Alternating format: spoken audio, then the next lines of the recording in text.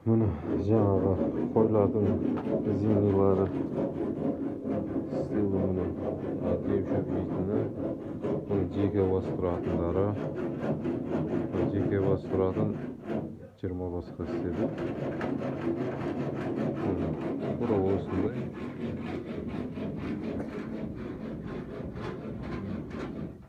Бұра осындай істеді.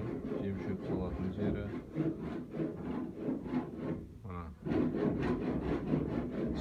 Жайға істелді. Қандай егіз қоз болған қойларға былай істелді.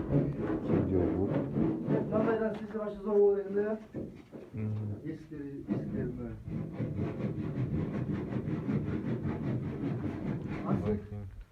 Мынандай аттағы керек емес ой бұнда. Қазір ондай жеке несі қажет қойлар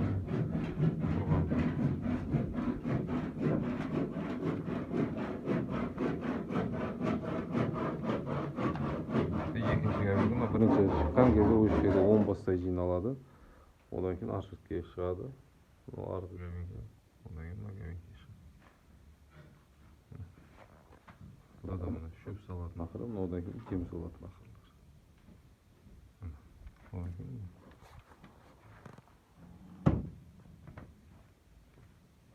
ашытте тағы.